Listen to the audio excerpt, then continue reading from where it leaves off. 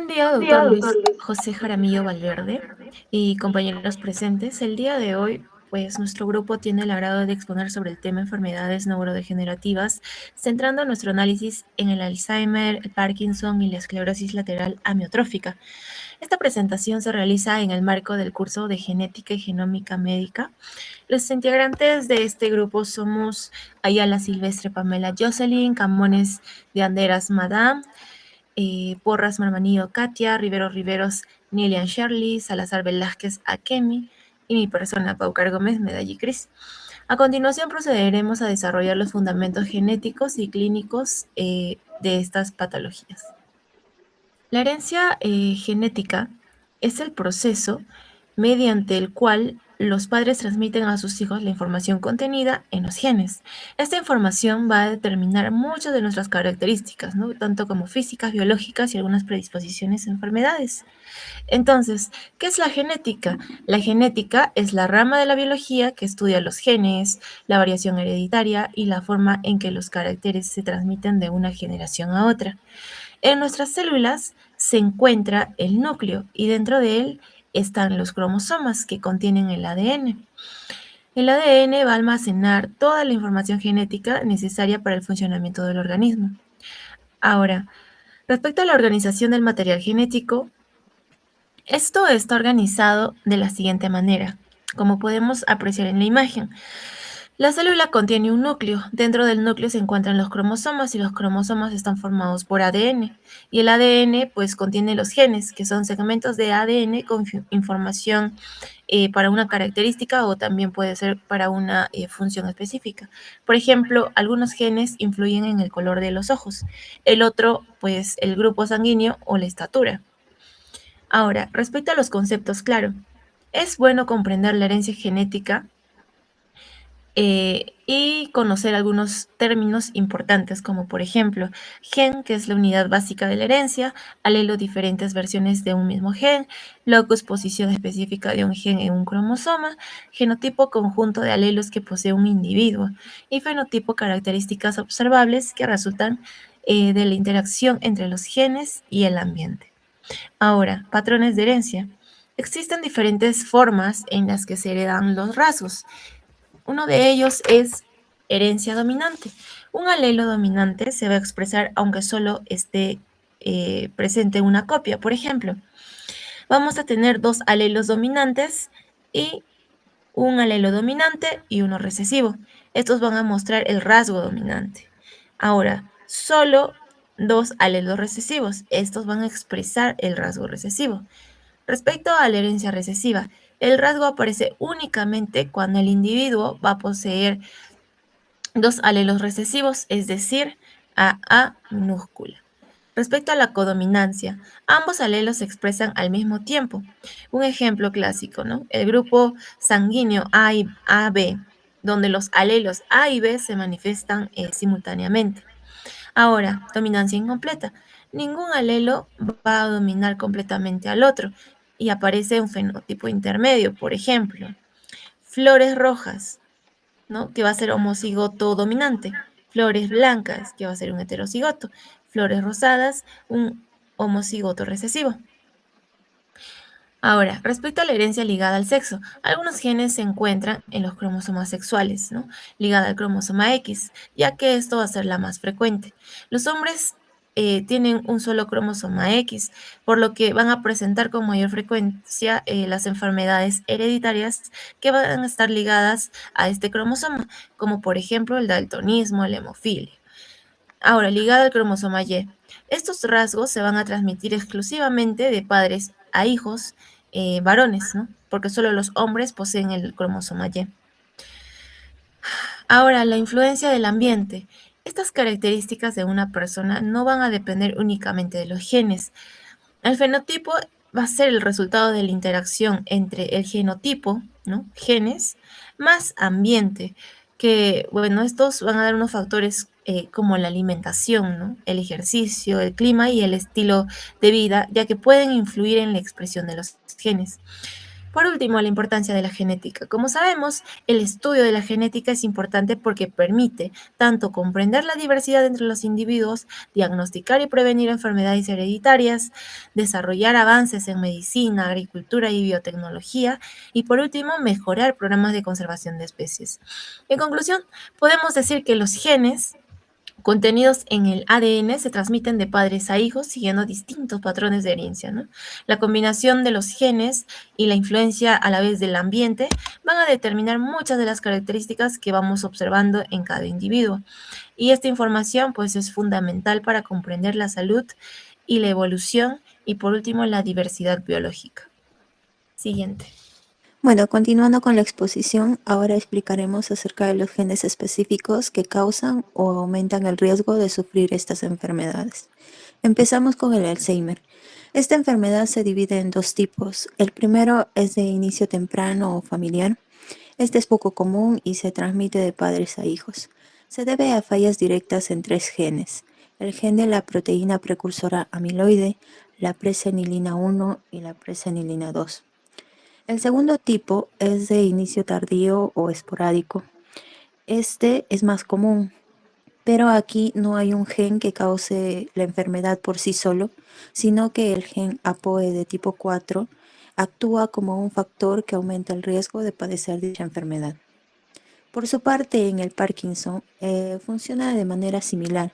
La forma familiar representa solo el 10% de los casos y puede transmitirse de forma dominante, debido a fallas en el gen de la alfa-sinucleína y la quinasa repetida rica en leucina 2. O también se puede transmitir de forma recesiva por el gen Parkina y la quinasa 1 inducida por la PTN. El resto de los casos son esporádicos y se deben a una combinación de varios genes y factores ambientales. Siguiente.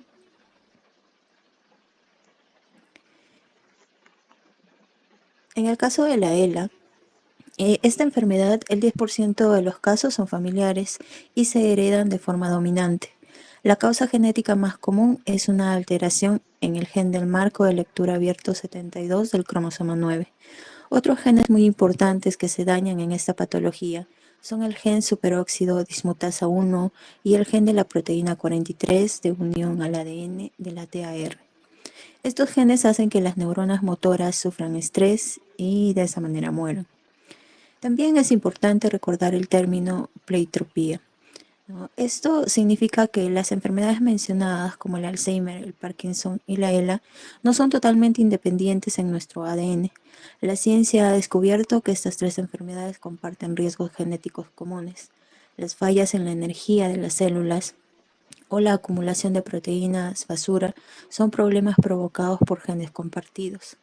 Esto nos demuestra que un mismo grupo de genes dañados puede abrir puerta a cualquiera de estas tres condiciones neurodegenerativas. Siguiente. Cuando hablamos de susceptibilidad genética en Alzheimer, Parkinson y ELA, no hablamos de un destino escrito en el ADN, hablamos de portar combinaciones de variantes genéticas que van a elevar la probabilidad de enfermar sin garantizarla. Y eso tiene una relevancia clínica directa. Explica por qué dos pacientes con el mismo diagnóstico pueden tener edades de inicio, síntomas y velocidades de progresión completamente distintas. Esa heterogeneidad no es aleatoria. Tiene una base genética organizada en capas. La primera son los genes monogénicos causales. La PCN1 en Alzheimer altera el procesamiento amiloide disparando la A-beta 42. La LRRK2 en Parkinson produce disfunción vesicular y agregación de alfa-sinucleína. La C9orf72 en ELA colapsa el metabolismo del ARN, definiendo además un subtipo con demencia frontotemporal comórbida frecuente. La segunda capa son los factores de riesgo moderado. La ApoE4 multiplica el riesgo de Alzheimer hasta 12 veces en homocigotos, pero existen portadores que nunca enferman. Prueba de que el gen eleva el umbral no lo determina. La GBA1 en Parkinson disfunciona el lisosoma en hasta el 15% de los casos esporádicos. La NEK1 en ELA compromete la reparación del ADN en neuronas motoras. La tercera capa son los loci GWAS, decenas de variantes comunes de efecto pequeño que sumadas configuran el riesgo poligénico individual. Lo crucial es que todos estos genes convergen en 4 vías biológicas: lisosoma, inmunidad microbial, metabolismo lipídico y metabolismo del ARN. Genes como GRN, TMP106B y MAPT son factores compartidos entre las tres enfermedades, revelando que Alzheimer, Parkinson y ELA son expresiones distintas de una misma vulnerabilidad neurobiológica. La susceptibilidad genética no es un interruptor, es un gradiente construido por capas que convergen en mecanismos comunes. Les paso con mi compañera. Continuando con la farmacogenética aplicada, tenemos la que es la identificación del paciente. Este proceso nace de la necesidad de personalizar la medicina para un paciente en específico, ¿no? Casi sean pacientes con Alzheimer, Parkinson. Vamos a tomar una muestra biológica como sangre o saliva y vamos a analizar genéticamente, ¿no? La secuencia de ADN. Vamos a buscar variantes genéticas específicas. Va a haber biomarcadores farmacogenéticos como factores, como genes de riesgo, ¿no? Y también los farmacogenes, que vamos a ver si estos dictan cómo se procesarán y asimilarán los fármacos en el cuerpo. Luego tenemos la estrategia de medicina de precisión. Esta vez los genes del paciente vamos a evaluarlos en dos tipos: la farmacogenética, PK, el cuerpo sobre el fármaco, o sea, cómo el cuerpo va a actuar, ¿no?, con el fármaco. Tenemos el metabolismo hepático, como el hígado usa enzimas para procesar y eliminar el fármaco, el medicamento. Si el paciente tiene un metabolismo lento o ultra rápido, puede afectar todo eso. También tenemos los transportadores, que es una barrera hematoencefálica. Vamos a ver si el fármaco neurodegenerativo funciona, debe cruzar la barrera para proteger el cerebro. Tenemos luego la farmacodinámica, de lo que el fármaco le hace al cuerpo. O sea, ¿dónde se enfoca exactamente el medicamento? O sea, ¿dónde debe actuar? En las neuronas y las conexiones.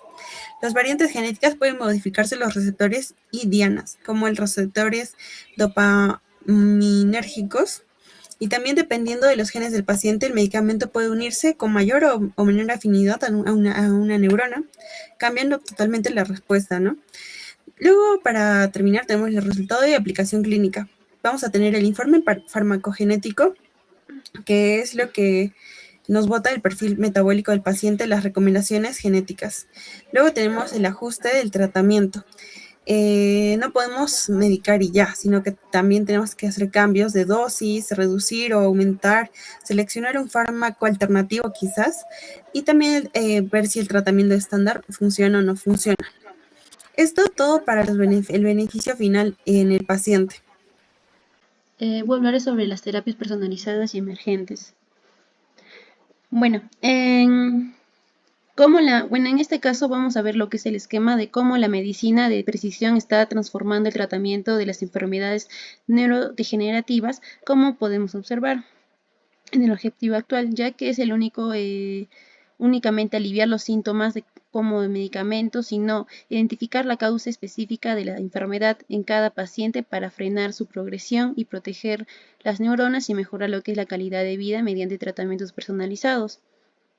Como observamos lo que es en la primera imagen, corresponde a lo que es en el Alzheimer. Esta enfermedad se caracteriza principalmente por la acumulación de placas de beta-amiloide fuera de las neuronas y ovillos neurofibrales de la proteína tau en su interior, lo que provoca la muerte progresiva de las células nerviosas y el deterioro de la memoria. En las terapias personalizadas se utilizan lo que son los biomarcadores en sangre, estudios de imagen como la tomografía por emisión de positrones o PET y pruebas genéticas para identificar lo que es el grado de afección de cada paciente. En cuanto a las terapias emergentes, destacan los anticuerpos monoclonales que actúan como una especie de aspiradoras moléculas, eliminando las placas de amiloide y ayudando a rastrear el avance de la enfermedad.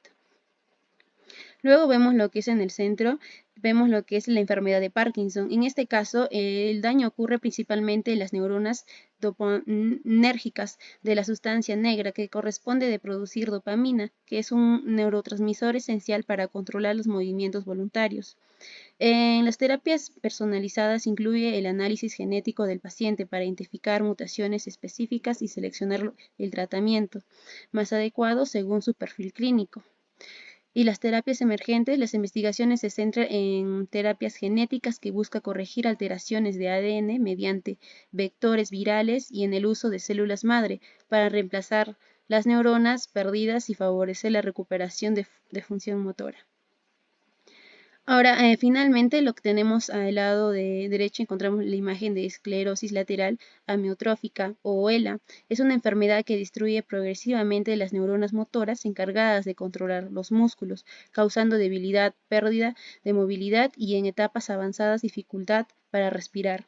En estas terapias incluye lo que son los paneles genéticos para identificar mutaciones responsables de la enfermedad y un manejo integral, adaptando cada paciente con soporte respiratorio, nutricional y rehabilitación. Entre las terapias emergentes destacan los oligonucleos que antisentido, conocidos como ASO, que funcionan como interruptores moleculares capaces de bloquear la producción de proteínas dañinas originales para genes mutados, con el objetivo de ralentizar la progresión de la enfermedad. Siguiente. Les hablaré sobre las implicaciones clínicas, éticas y sociales de las enfermedades neurodegenerativas, específicamente la enfermedad de Alzheimer, la enfermedad de Parkinson y la esclerosis lateral amiotrófica, conocida como la ELA. Las enfermedades neurodegenerativas se caracterizan por la pérdida progresiva e irreversible de neuronas, lo que provoca un deterioro gradual de funciones cognitivas, motoras y funcionales. Desde el punto de vista clínico, estas enfermedades representan un gran desafío debido a que no tienen cura definitiva. El Alzheimer afecta principalmente la memoria y otras funciones cognitivas. El Parkinson se caracteriza por temblores, rigidez y lentitud de movimientos, mientras que la ELA ocasiona debilidad muscular progresiva y en etapas avanzadas insuficiencia respiratoria. Por ello, es fundamental realizar un diagnóstico temprano y brindar un manejo multidisciplinario que incluya neurólogos, fisioterapias, psicólogos, enfermeros y trabajadores sociales, con el objetivo de mejorar la calidad de vida del paciente. En cuanto a las implicaciones éticas, uno de los principales retos es respetar la autonomía del paciente y garantizar un consentimiento informado y adecuado. Además, es importante promover la planificación anticipada de cuidados, especialmente en las enfermedades como la ELA, donde pueden surgir decisiones complejas relacionadas con el soporte vital. Finalmente, estas enfermedades tienen un importante impacto social, generan una gran carga emocional, física y económica para los familiares y cuidadores, favorecen el aislamiento social y representan un desafío de crecimiento para los sistemas de salud debido al envejecimiento de la población.